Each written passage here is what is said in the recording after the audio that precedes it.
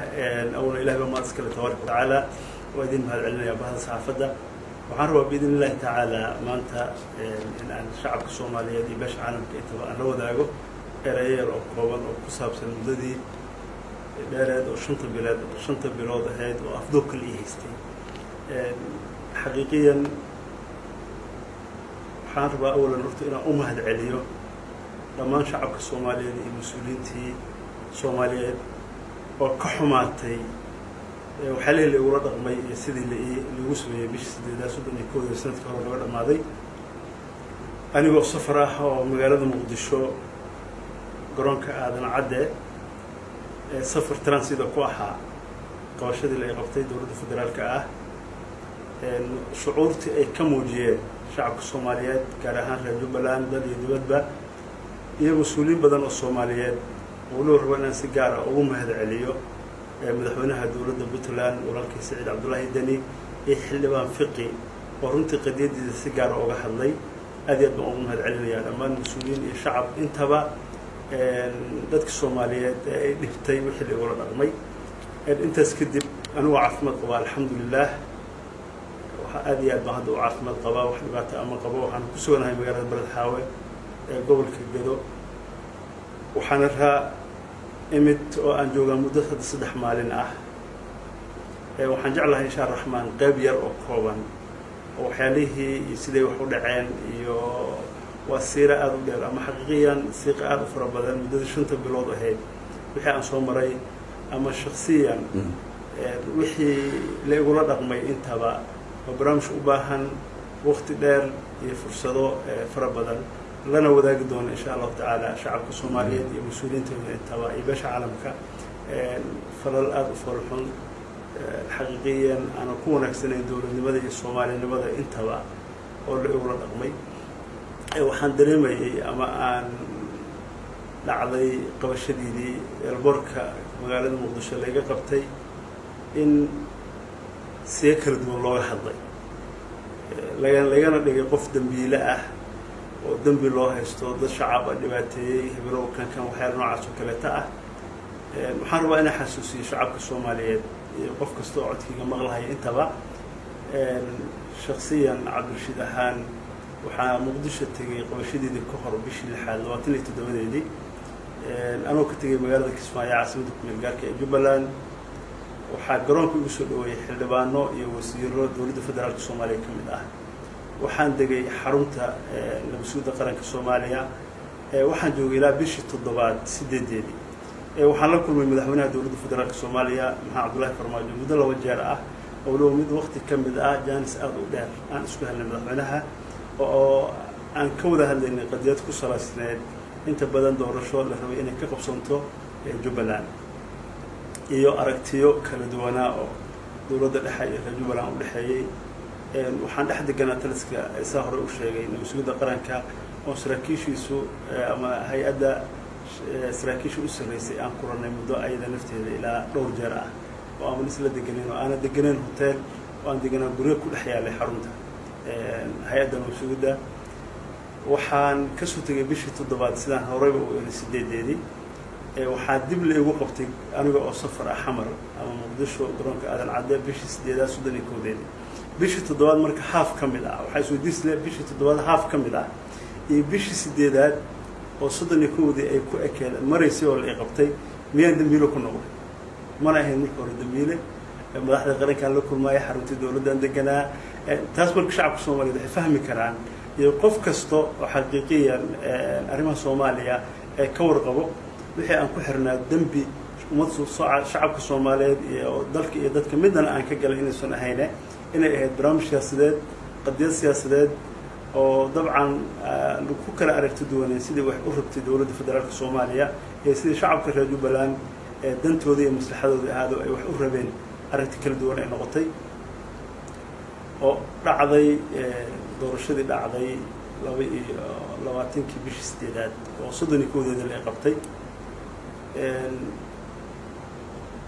waxaa marka qof kasto bil aadan u fahmi karaa ama Soomaaliyeed ama rabaa inaan xaq u xaqiijiyo shakhsiyan in dambiile ah oo ummadda Soomaaliyeed iyo shacabka Soomaaliyeed dambi kale ma ahayn maxaa sida waxa barnaamijka Kismaayo ka dhacay sida u dhacay kuma aana qanacsanayn buu ahaa wixii muddada 5 bilood ah lagu hayay hal yahayo dhima lahaan siyaasad ragoo lagu qabtaa way dhacdaa dad kale aragti duwan in ay ku timaado barnaamijyadan oo kale wax iska iman karo laakiin waxa haddana nasiib darro ahayd muddada 5 bilood ah inaan xarun dawladeed arag laguna xirin waxaa maqli jiray markii burburka dhacay inta badan dadka shacabka Soomaaliyeed gobolada magaalada Muqdisho ku xirnaayeen oo ganacsigooda ku xirnaayeen waxaan maqli jiray ninkii hebel ahaa oo ganacsadaha ahaa bakara dad Soomaaliyeed hantidooda oo ku dhintay oo afduub guriga loogu haystaa dad shacab ay leeyihiin baan maqli jiray xilligii baa dhici jirtay taas ay dhici jirtay qaybo kamid ah waxaa markii soo baxday in aan markii la qabtay aan igeynin wax xarun dawladeed ah hal maalin guriyo madaxda dawladdu ay sitigi karin xaqiiqiyan riski ah dad shacab oo Soomaaliyeed ay dhisteen xaafado duur oo ku yaalo dawladdu ay si kontroolin ba usbuuciyaba guri la igeynayo lagu hayay ma garan karo waxa la igu wareejinayay dabcan guriyo xaafada xamar ku yaalo oo inta badan waliba kamid ahaa guriyo lagu hayo inta badan xaafada Hurwaaba ahayd kolba maalba guri in la igeeyo waxa maxkamad la igeeyay si shacabka Soomaaliyeed loogu qanciyo inaan dambi leeyahay bish sagaalaad lixdeedii markaan 36 casho xirnaa kadib bish 16 36 casho markaan xirnaa kadib waxa la igeeyay guri waxa la igeeyay maxkamad gobolka Banaadir waxa cajiib ahayd eedo waxa jirtay 2015 barnaamijka sida ku saleysnaa inta badan oo la ii soo jeediyay eedeyntaas horey la eega soo jeediyay waxay maxkamadda gobolka Banaadir iyo xeer ilaalinta qaranka ba xireen bishii afraad soddonkeedii sida inta badan ummadda Soomaaliyeed ay arkeen oo fayl dacwadeedkaas ay xirtay maxkamadda gobolka Banaadir iyo xeer ilaalinta intaba waxa cajiib ahayd in isla gudoomiyihii gobolka maxkamadda gobolka Banaadir oo bishii afraad warqadda qoray isla asagii anigoo la igu eedeynay isla barnaamijka asaga ah la igeeyo oo gudoomiyihii naftiisa uu yaabo cid ay ka timid in warqadaas la qoro barnaamijkaas ahaan madaxda dalka u sareyso oo xeer ilaalinta iyo maxkamadda intaba kala hadashay in wixii eedeyntaas la iga qoray shalay ay gardarre ahayd barnaamijkaas uu ahaa dulmi u ahaa maxkamadduna ay xirtan gal dacwadeedkaas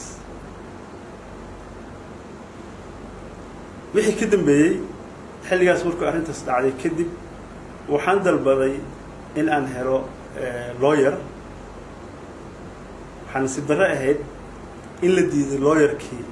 aan lahaa in uu wax kulan ah ila yeesho ilaa markii dambe si cad loo yiri ninkan kiiskiisa barnaamij aad xalin aad ka noqon kartid qareen ma ahan iskaga tag oo ku qanciyo ummadii qabatay aniga inta badan xiriir waa la diiday oo ehelada ila ahayd dib ugu soo noqdo lawyerkii oo uu yiraahdo barnaamijkan kiis siyaasadeed waayo ma ahan kiis maxkamad lagu xalin karo siyaasad baa lagu xalin karaa waxaan rabaa ummadda Soomaaliyeed inaan u sheego sida horeyba ninkii taliyaha ninkii sargaalka sare ahayo journalka ahayo ka tirsanaa asluubta ciidanka asluubta Soomaaliyeed ilaa aniga bilkulliyanba hal maalin xabsi dawlad ay leedahay station dawladeed xabsi ku yaalo ama xabsi dhaxo dawlad ay leedahay iyo xarun dawladeed midna inaan arag waxaan kale rabaa inaan xaqiijiyo taliyaha ciidanka booliska Soomaaliyeed waxaan rabaa ummadda inaan u xaqiijiyo meel aan ku xiranahay kuma soo rag wasiirka amniga oo isku bahda ahayn ma uusan ogeyn meel aan ku xiranahay shakhsiyaad yar oo kooban oo taliyaha nabsuuda qaranka Fahad Yaasiin kullane oo baawar aad u fara badan dabcan shaati qabiil baa lagu siiyay aan dhihi karo oo ama ku xirtay ama wixii dawladda iyadii naasabadan ay ku burburtay in raad badan oo kamid ah ayuu ku shaqeynayo aragtida ay muuqanayso in qofka saddexaad oo barnaamijkaas ka warqabay wuxuu ahaa Saadiq Joon oo ah General Saadiq Joon oo ah taliyihii qaybta gobolka Banaadir saddexdaas nin dabcan waxaan hubaa ra'iisul wasaaraha dalka Soomaaliya lugna inuu soo kulahayn ummadda Soomaaliyeed rabaa inuu xaqiijiyo inuu soo lugna kulahayn dhibaatayntii shantaas bilood la imariyey meel aan ku xiranahay iyo wax la haysta midna uusan ka warqabin ra-iisul wasaaraha dalka taasna xaqiiqiyan wax dhab ah oo jirtay ahayd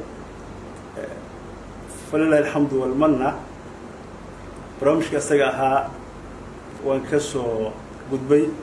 waxaana ii suurta gashay waddo kastoo isticmaalayba inaan maanta xorriyad ahay joogo deegaanada jubbaland degmo ka mid ah ku suganahay buulaxaawo dhex jooga ciidamada daraawiishta dowlad goboleedka soomaaliyeed ee jubbaland waa arkahayay waxaan kaloo dareemayay tari ku-xigeenka ciidanka booliska soomaaliyeed jenaraal sakiya hawareerta waayo aniga gabar hawareerta waayo mar raba inaan ku fogaado laakiin waxaan rabaa inaan xaqiijiyo labada jeer idaacadda ay ka hadashayba marnana axwaashiida kamaysa warqabin mar kasto waxaan rabaa in ama telefoon loo soo diray ama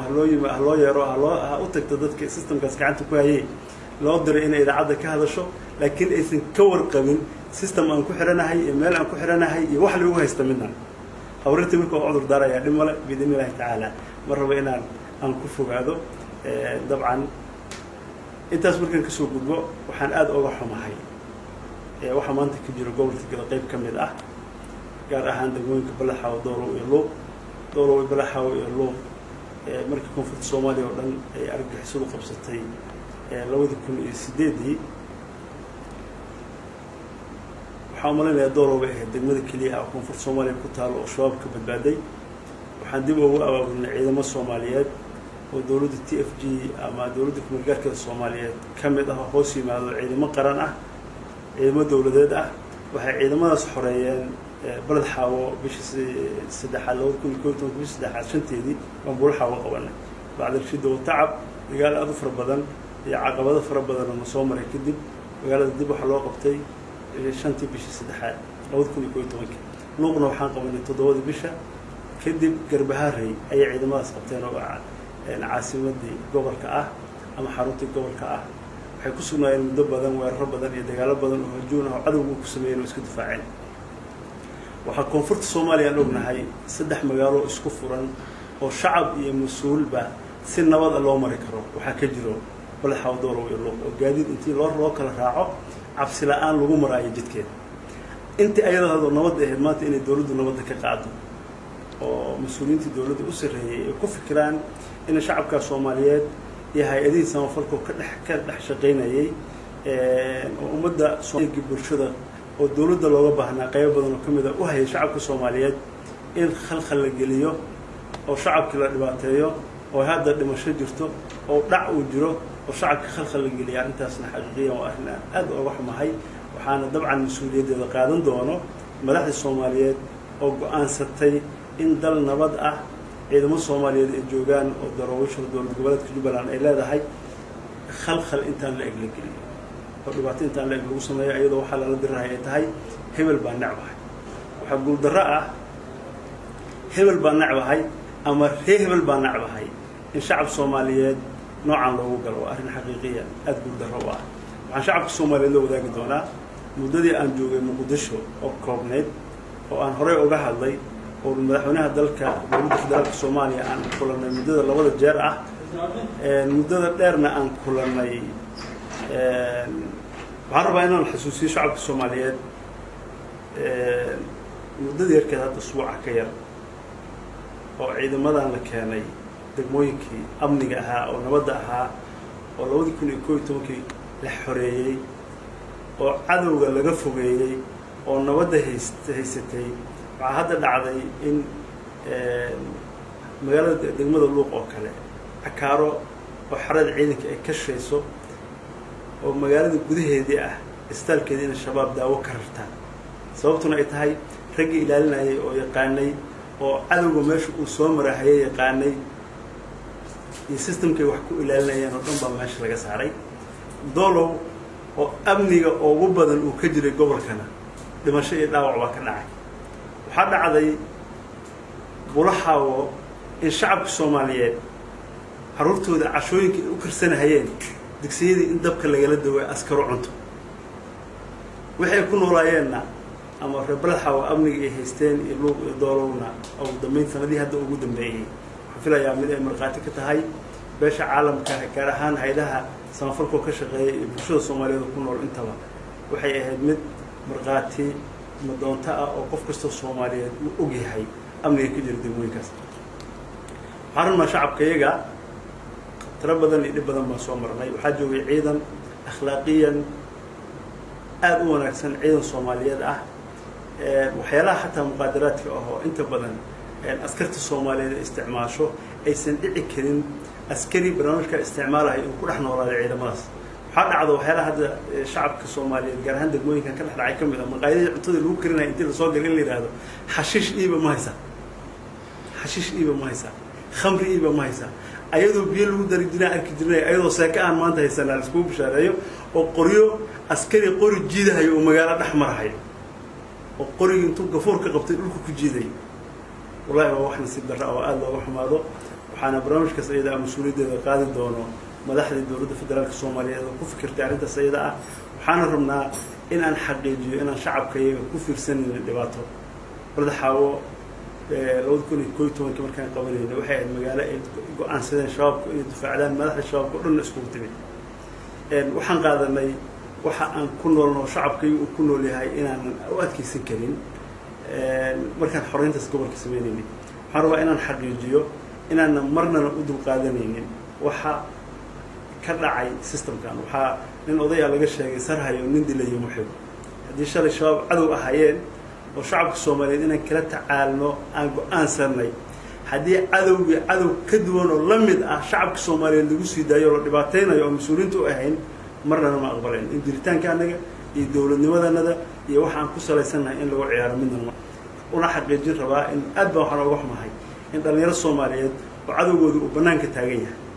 oo dalkii uu amni darro ka jirto oo cadow shabaab leeyahay oo haysto in maanta ayaki dib la iskugu laayo aad iyo aad arnaan oo xumahay waxa kaloo nasiib darro ah magaalada Muqdisho aan ku xirnaa 5 bilood oo aan afduubka lagu haystay maalin aysan dhibaato ka dhicin oo aan qof lagu dilin ama bisoolada lagu dilo ama bomba meelaha lagu tuuro ama qaraxa ka dhaco oo sidii kii hadda ex control ka dhaco kala shacab Soomaaliyeed oo fara badan iyo dad ummadda Soomaaliyeed dawladda kale oo nakalkaalay inta wax lagu laayay waxa xaqiiqo ah in amniga magaalada Muqdisho uu ziir ah ummadda Soomaaliyeedna ay wada fahmayso og tahay oo Muqdisho iyo afgooyo 30 kiiloomitir dawladda ay control laada 30 kiiloomitir afgooyo iska daa Muqdisho gudaheeda dawladda ay control laada hal jid oo kala xiran oo qof mas'uul ah qof aan ahayn uu mari karin 24 saac ay dhibaato ka dhacdo gobollo iyo degmooyin nabad ahna amniga laga qaado barnaamijkan la sameeyo taasna waxaan rabnaa ummadda Soomaaliyeed iyo beesha caalamka intaba waxyaalaha dhacahayo oo mas'uuliyiinta dawladda Soomaaliyeed oo hadda dalka madaxda ka ah ay ku fikirayaan waxaan rabnaa 2020 inaan gaarno qof naga aragti duwan oo aan jirin baan rabnaa taas inaan dal lagu dhisaynin dawladna lagu ahaaninin aad iyo aad u mahadsantihiin waxaan rabaa ummadda Soomaaliyeed inaan u xaqiijiyo inaan la wadaagi doono min bidaaya ilaa nihaaya ama dhamaad ilaa bilow 5 bilood wixii la ugu dhaqmay aad iyo aad u mahadsantihiin iyo qadiyada aan ku xirnaa inta